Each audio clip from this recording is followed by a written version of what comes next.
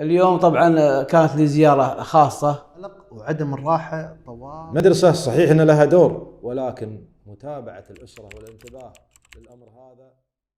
بسم الله الرحمن الرحيم. في البداية نرحب فيكم أخواننا منصة عجمان اليوم، ونتشرف في اللقاء فيكم، وإن شاء الله نكون مفيدين لأخواننا المشاهدين للاستفادة من بعض النصائح اللي راح نقدمها في بداية هذا العام الدراسي.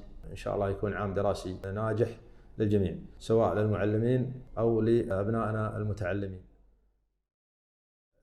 أي وظيفة بشكل عام لابد أن تواجهك صعوبات في بدايتها متعلقة في الاندماج في هذه الوظيفة، الاندماج مع مجتمع هذه الوظيفة. والاندماج هنا أو التكيف بمعنى أصح، والمقصود فيه توفر بيئة مناسبة لنجاحك كمعلم أو كوظيفة بشكل عام.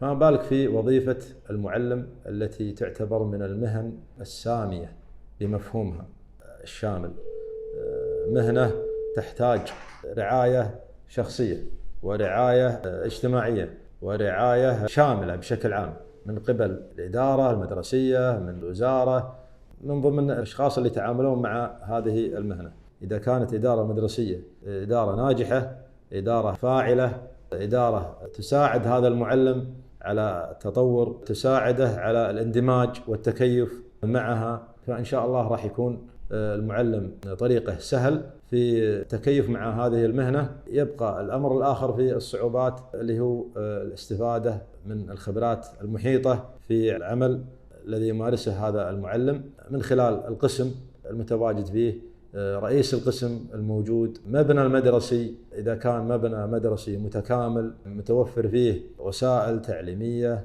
غرف دراسية جاذبة للمعلم وللطالب.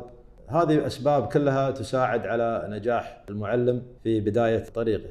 فنتمنى إن شاء الله لكل المعلمين يتجاوزون الصعوبات اللي يواجهونها مع بداية العام الدراسي. نصيحتي لهم التعرف على لوائح العمل المدرسي، الالتزام بهذه اللائحة.